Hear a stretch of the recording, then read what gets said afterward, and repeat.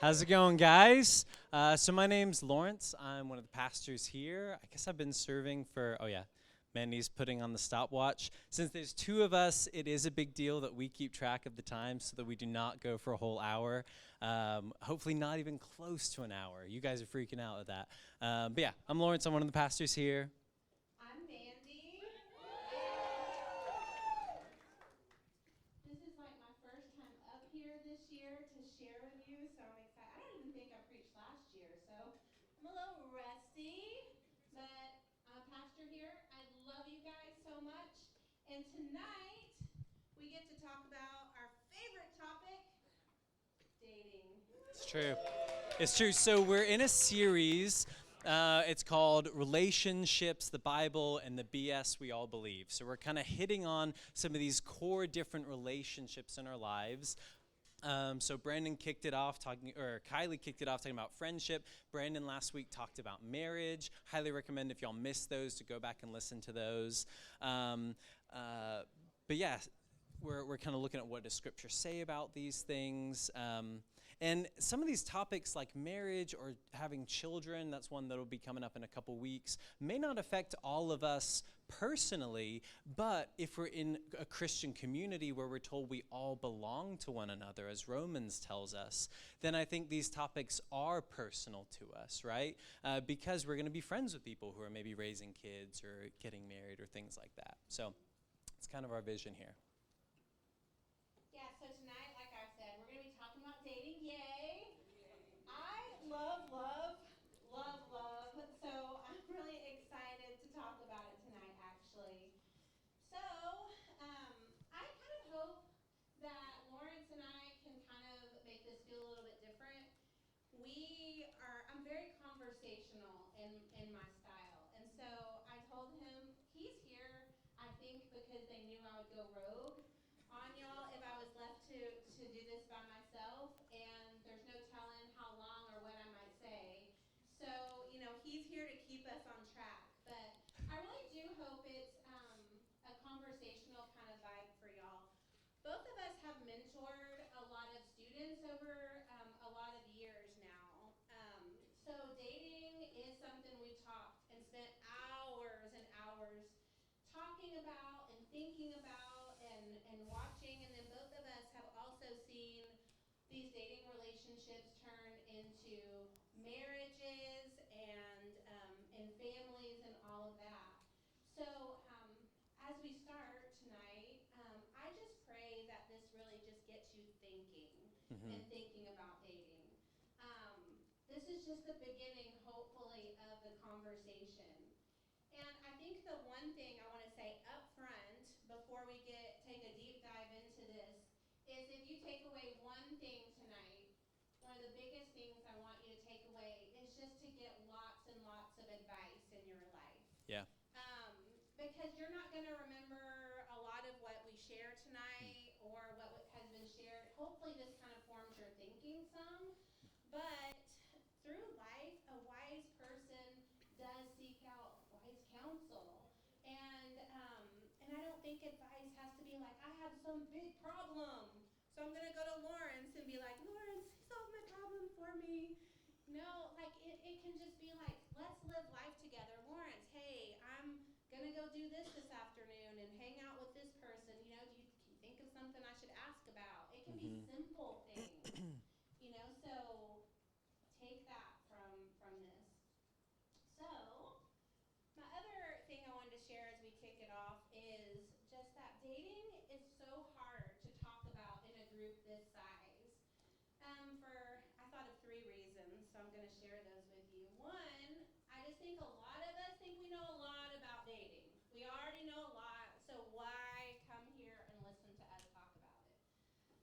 Second, romantic love is something our culture loves to talk about.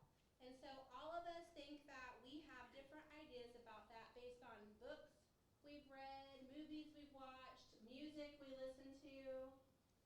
By the way, music. One day, just sit down and read out loud the lyrics of the songs y'all listen to. I really wanted to do that. I want to publicly rebuke Ariana for Ought to Go. I have no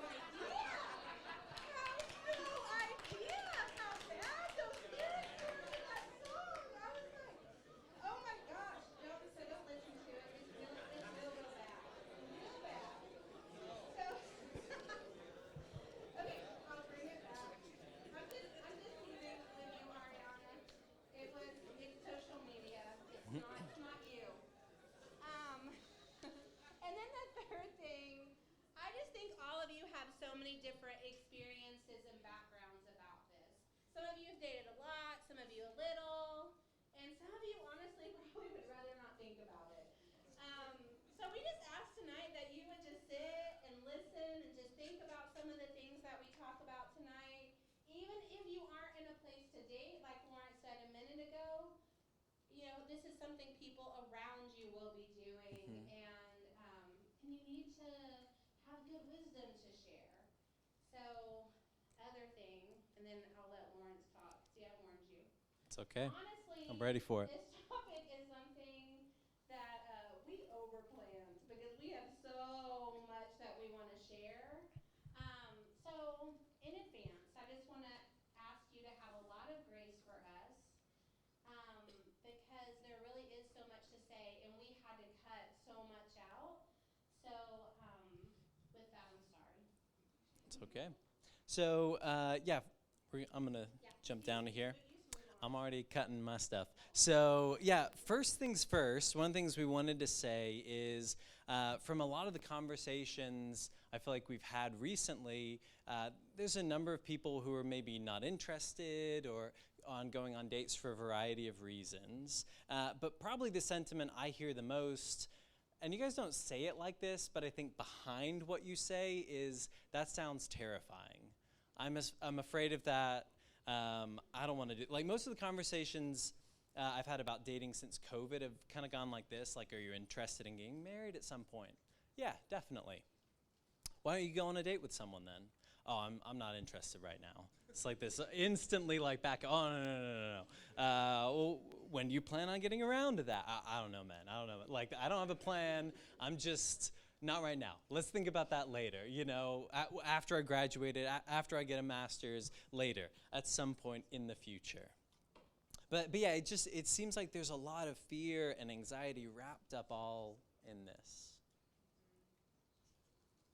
Man, Laurence moves so much faster than I could. I'm like, wow, he cut a whole page, y'all. A whole page. I do. I see the same thing. I think there is a lot of fear.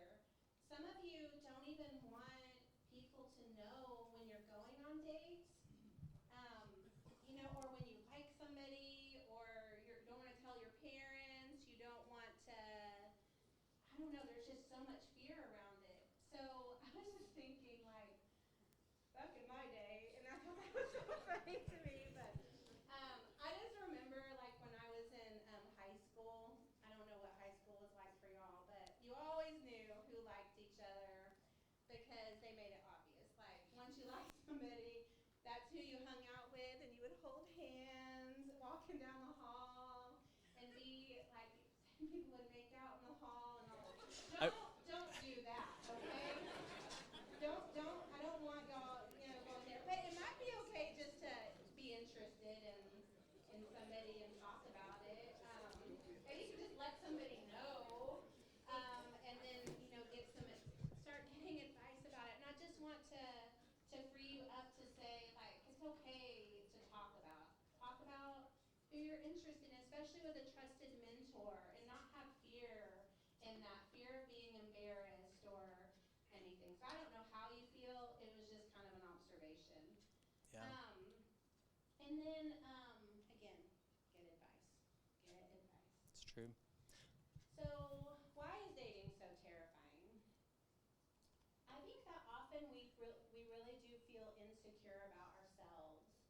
So somewhere deep down, we're kind of scared that no one would really love me. Well, let's just stop right there, because sometimes I think that's just self-protection. I think sometimes if we say we're unlovable, then I don't have to worry about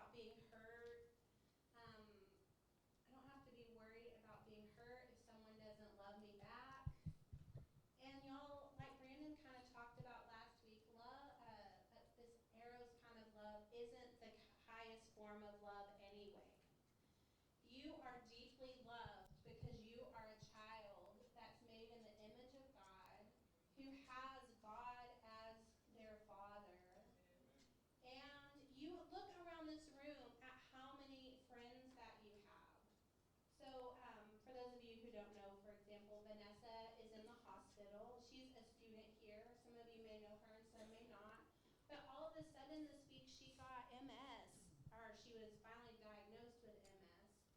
She can't walk. She could walk last week this time, but this week this time she can't walk. And person after person has been there for her, loving her, showing up for her, helping her. That's love. She's dearly loved, not because she has a man in her life that's over there. Like, it's not about romance. Those are the deeper, deeper things. Yeah. You're dearly loved. But, I think that this Eros romantic love is something. If you desire to be married, you have to date to do that. And you've got to feel secure in yourself because you're a dearly loved child of God, not because of anything you did. Um, and so whether or not the romantic love happens, you can be secure because you have something. So I hope that makes sense. Be secure. Don't feel insecure about yourself. So that's the first thing. I think, oh, Yeah, you keep going. I'll jump in. Yeah, the second one, yeah. You gotta keep rolling. Gotta keep this train rolling. All right, the second one is we don't want to get hurt or maybe hurt the other person. Mandy alluded to that a little bit. The third one is we've had too much to think. We've spent way too much time in our own heads thinking about the opposite sex and imagining them. And I think porn has also helped kind of rewire our brains in unhealthy ways. But I think we spend too much time thinking and obsessing and no time actually interacting with someone who is made in God's image. And so, yeah, we're so afraid. We have this analysis paralysis. And it's like, no, just go love someone that God made. Just don't be weird. Just go talk to people. It's okay. Don't be weird. You can write that down. That's my best advice.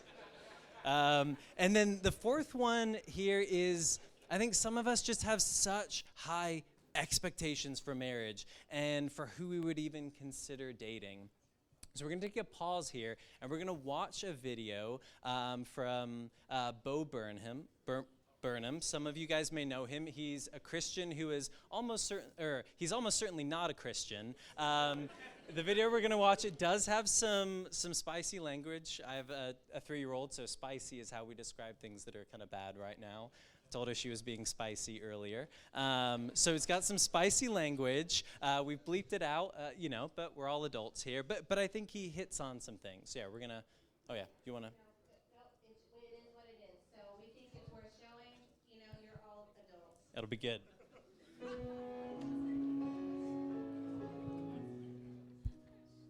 We all want love.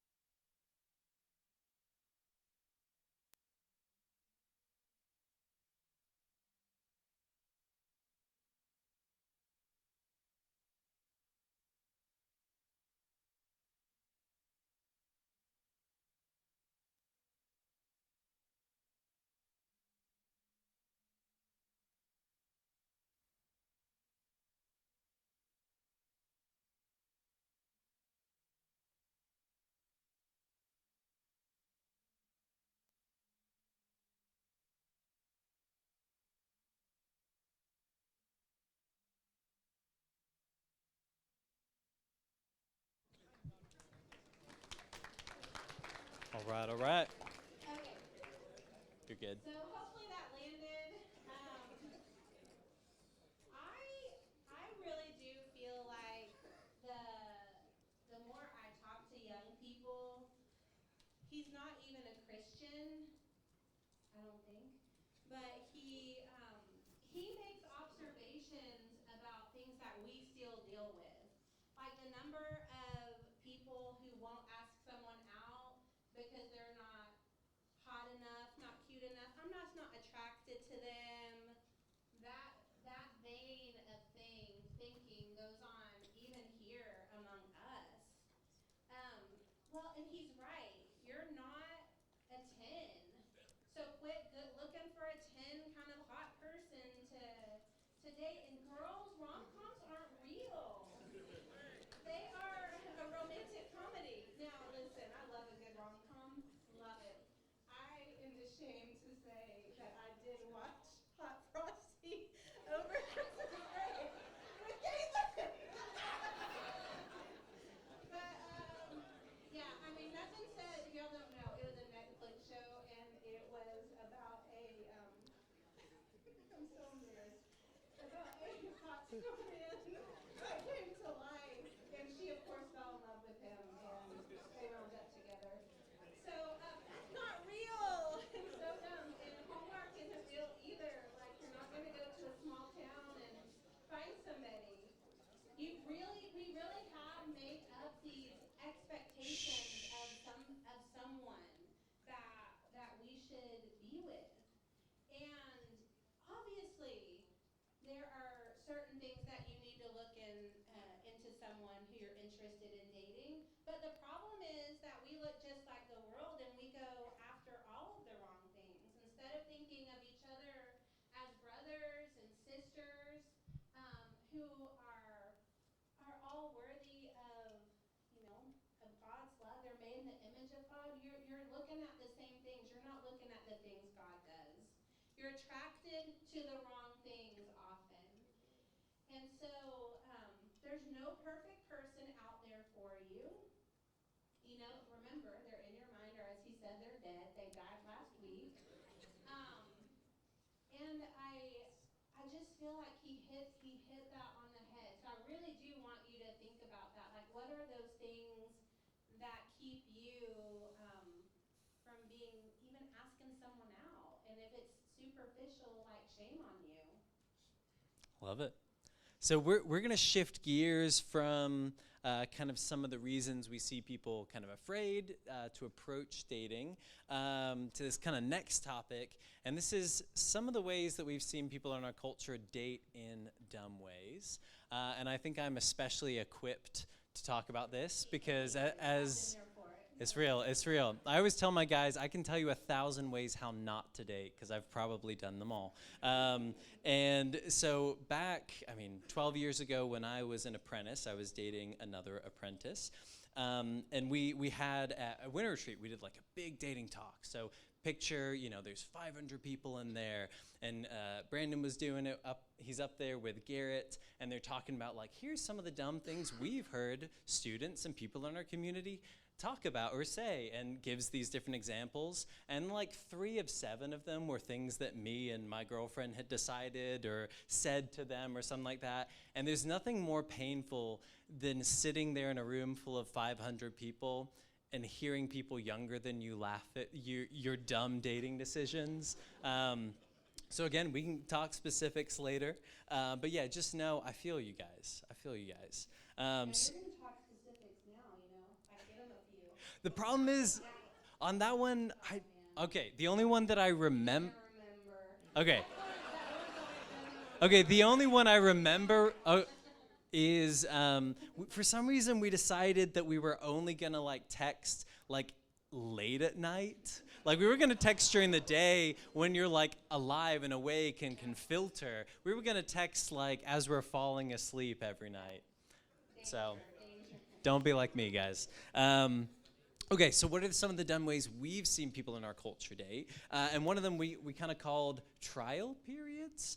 So it's either we're just talking. Trial periods? Trial periods? No, trial periods. Trial periods. All right, we're just talking or we're just hanging out. I think what some of this stuff, like what we're just talking, is really about, I think for some of us it's a fear of rejection or a fear of vulnerability, right? We don't want to make a commitment. We don't want to have to actually jump in or say that we're doing something. We want to just hold everything at arm's length. Because what if they don't like me? Or what if I actually have to make a decision in my life, God forbid? Well, and in the same vein, I asked our staff, I'm like, what are some things you see in this community that you think is kind of falls into this? It's not trial period exactly, but I'm going to throw it in here. Um, a lot of you will get together and do Bible studies one-on-one together, which sounds so sweet, and it really is. But eventually, when you like start liking each other, and then you never talk about it, and you're just like having these deep, intimate conversations with someone of the opposite sex, and you never talk about like, what are we here? That is kind of a trial run. So Even just, though we're talking for like 3 hour long sessions multiple times a week, we're not dating. This is just what I do with all my guy friends. yeah, and y'all are No, you're having, not. None of you do. Not a single one of y'all are having hours long conversations with your guy friends. yeah, and there's just a lot of intense and intimate conversations happening, and yeah, just y'all, just make sure you're having like conversations. You gotta. I think they call that. I think I wrote it later in here, but I've learned the word 2 weeks ago, situationship. So I'm gonna try to use that a lot. I think it becomes a situationship. Is that the correct word, Ariana? Yes. I use that correctly.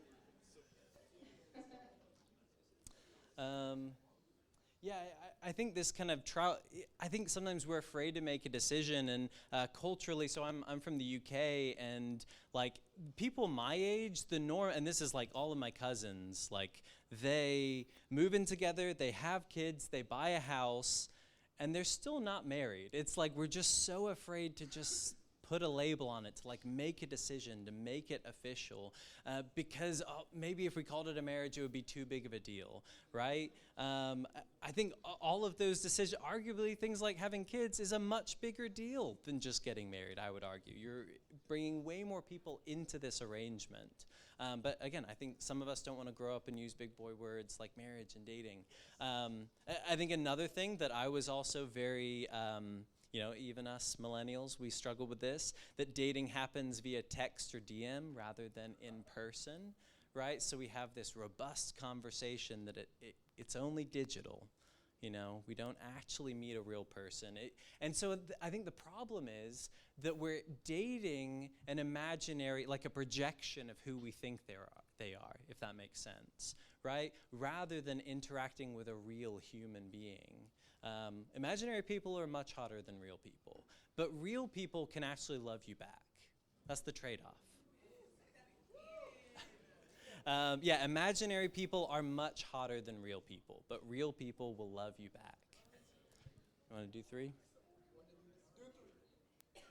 Okay, I'll do it. All right, I wrote some of these ones. So 3 is we have to be in a relationship before we go on a date. So this is like, in order to go on date number 1, like, no, we have to have had, we've been texting for a month or 2 or 3. Like, we've got all our ducks in a row, and we're not even going on date 1 until we've already somehow established a relationship.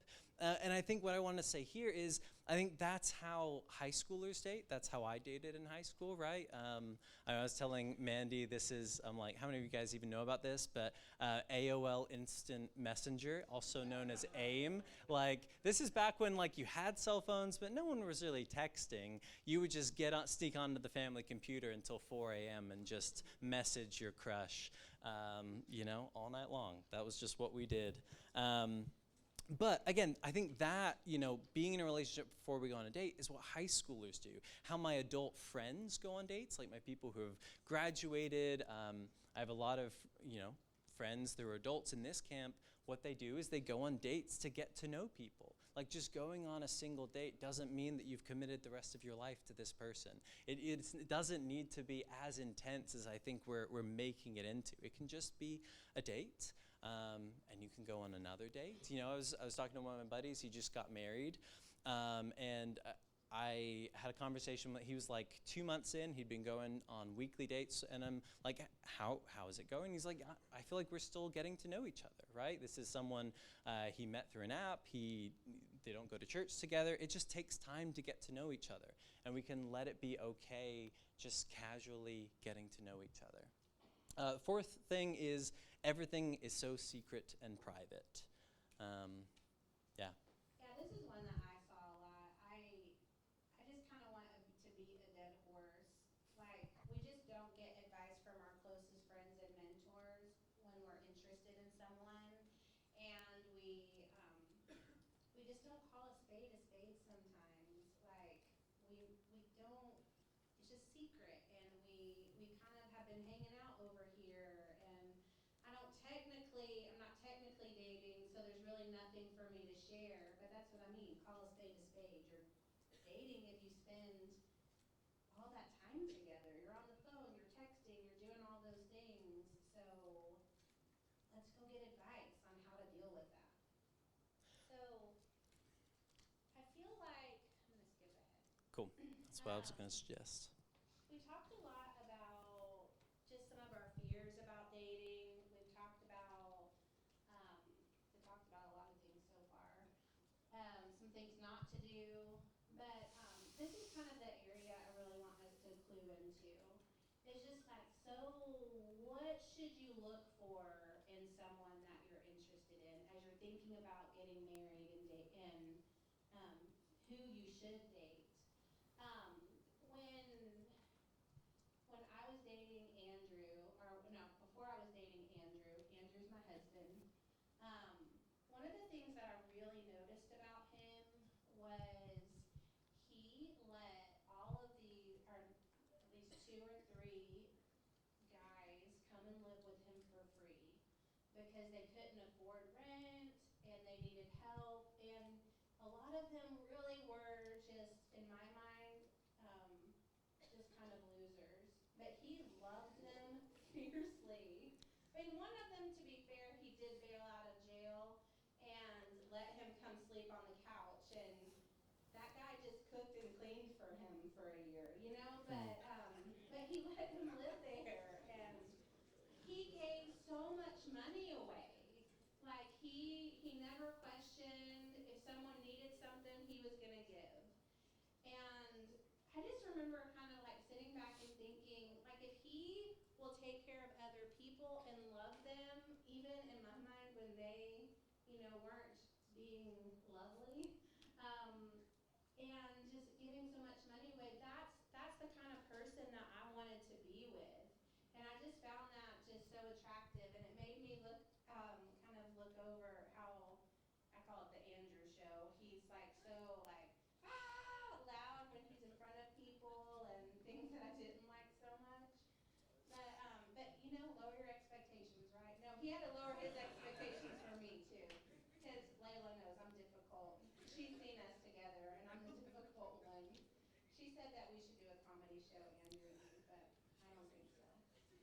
Um, Look for someone who's selfless. Do they serve others?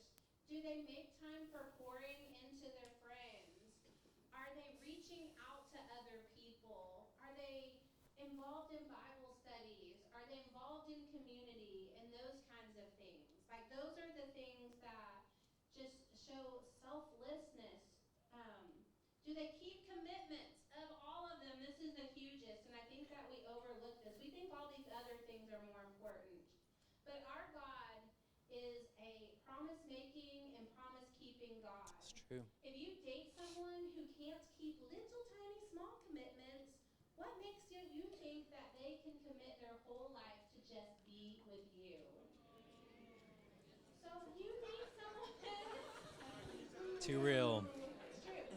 I mean, when you think about it, like, marriage is just based on a promise. Yeah. And when they break small promises, how are they going to keep bigger ones? So all of you right now are practicing for marriage. The Yeah. different commitments that you're making. Are you a promise maker and promise keeper? Because that's what someone needs to look at. Do you want me to keep going? Or Yeah, you keep going through Okay. these. You want, okay, This was her section, so. This is where I feel passionate.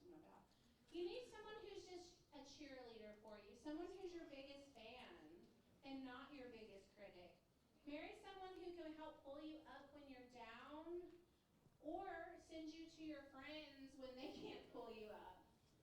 Or even better yet, who sends you to God, who draws you closer to Jesus. But you need someone who believes in you and who doesn't just critique and criticize all the time and nitpick everything that you do. You need someone who pushes you to have conflict, to deal with things. That's something that Sarah really does for Laurence. It's real. I'm a conflict She avoider. is a conflict avoider. Card carrying. This girl is like she's not afraid of conflict. It's like she seeks it out. Okay. Wasn't gonna say that, but. If you know, you know. But yes, she makes him deal with things he just wouldn't deal with because he always just wants to pretend everything is happy. Just want to push it down in a little box. Live in harmony. Yeah, and the reality is that when you actually deal with your problems, you grow and learn and get in a healthier place. Who would have thought? Not lots of us men. We just want to push it down, put it in the box. Anyway. I was thinking about this today. Just someone who will be with you and take care of you when you're sick. Yeah. I mean, like I had the flu over Christmas, and then I kept saying, Andrew, will you bring me some water? And he would just bring me water and food because I just didn't feel like getting out of bed. My friend Andrea, her husband Clint, has colon cancer, and she drives him to chemo and helps him run his business right now while he's sick and seeking treatment. Like, is someone actually going to care about you and love you in sickness and in health? It's easy to love in health. It's a lot harder to love in sickness. That's real. Someone who's going to be a good mom or a good dad who's going to help you raise your kids. Are you looking for someone who you love their character and you want them to give that to your kids one day? This person will be the parent of your children if you have kids. That's a really big deal. Someone who's, you don't want someone who's so focused on their looks and so focused on themselves. You want someone who, instead of just, I told Laurence today, I'm like, you want someone who has the same value of money you do. I've watched people who marry someone who is an overspender, who's very materialistic, and they are not, and it causes so much conflict. Instead, look for someone who's generous, someone who has truly laid down their life for other people, who just wants to give and give and give. Does the person you're interested in, do they give in big ways? Okay, and then, will you want someone who has friends? Because let me tell you, when it's just you and your significant other, and you push all your friends away, like that makes a terrible, and I mean terrible marriage. Because there's just things, Andrew will look at me and he's like, how are you on the phone for 2 hours with your friend? And he's like, how? And I'm like, that has so much to say. Because she just gets me in a way that Andrew doesn't. Trust me, Andrew can talk for hours and hours. Too, he is a true Italian expressive, and he can talk for hours and hours. But there's still needs that both of us have that we get in our friendships. And I mean, I think you've experienced that too. Laurence is married to someone who's very social. Yeah, I mean, the thing I wanted to say here on, like, you want a spouse that has friends because marriage is going to be hard. Like, you guys are going to have conflict, and you want them to have godly counsel in their corner who's going to help them walk through all of this stuff. If you guys are just doing this solo, I don't know how you're going to make it. Like, marriage is hard. And so, yeah, having godly people in both of your courts, it's a game changer. So we've kind of talked about some of these practical things, but we do want to kind of, and this is probably what we'll close with, is just some biblical principles, right? We obviously, you guys may be familiar, dating's kind of a new thing. It didn't exist in the Bible, times of the Bible, so we don't have a single verse on dating specifically, but similar to what Brandon was talking about last week, we have a whole bunch of passages that do kind of give us framing for how to treat people, for how to treat basically all of our relationships. And I think we should apply that to this specific relationship. Does that make sense? So we're going to move quickly through these. The first one is from Philippians, and the principle here is value others above yourself. Philippians 2. So specifically verses 3 and 4, do nothing out of selfish ambition or vain conceit, rather in humility, value others above yourself, not looking to your own interests, but each of you to the interests of others. And honestly, we could just stop here. If you just applied this to every dating relationship, you're going to be in a good place. If you're putting their needs above your needs, you're going to date in a much more careful and cautious way. And dating is not going to be about you getting what you want out of this thing, but about how can I carefully love and bless this other person that I'm going on dates with. Another similar one from John. My command is this: love each other as I have loved you. John 15. Yeah, that's good. Greater love has no one than this, to lay down one's life for one's friends. Do you want to do that note, or should we keep going? I just wanted to say that love isn't selfish, and there really is no greater love than someone who lays down their life. And so don't lose your freaking mind and be a selfish idiot when you start dating someone.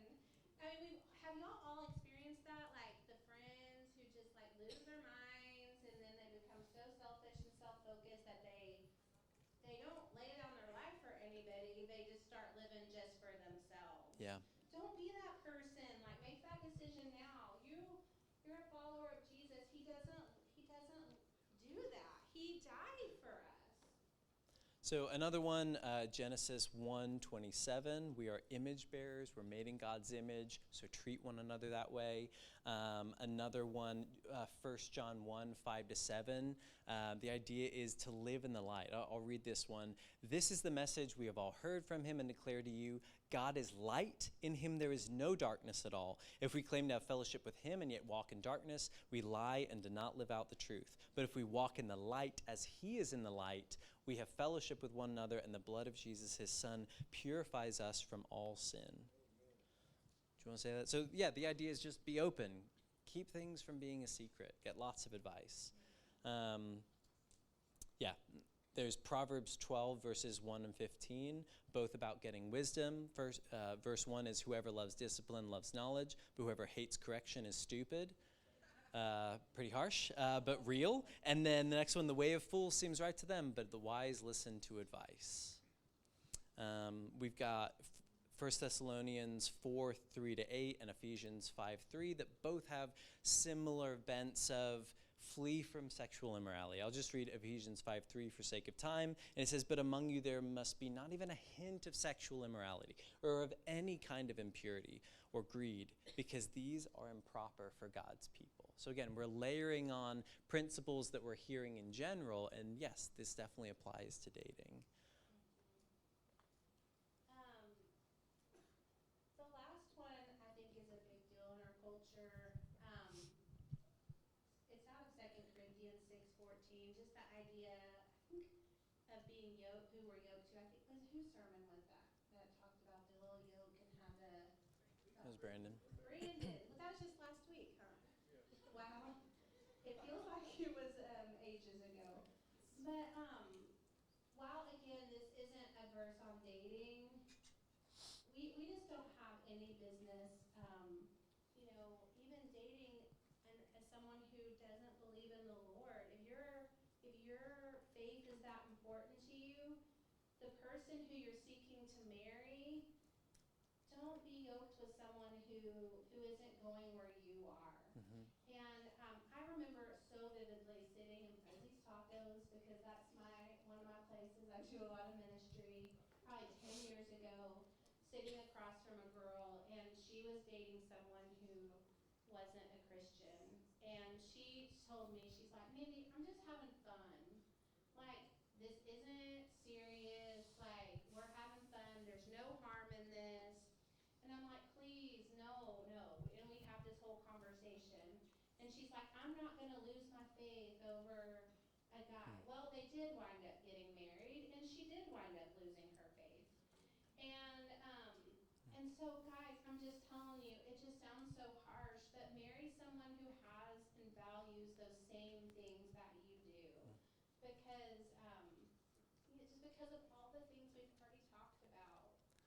Yeah. So, oh, go ahead. Oh, sorry. Yeah, I wanted to add a couple things there. So, worship team, you guys can start making your way on up. But yeah, I want to just read this passage because it is. It's blunt. It says, "Do not be yoked together with unbelievers. For what do righteousness and wickedness have in common? Or what fellowship can light have with darkness?" So again, it sounds very blunt. But those of us who follow Jesus, we are heading in a direction.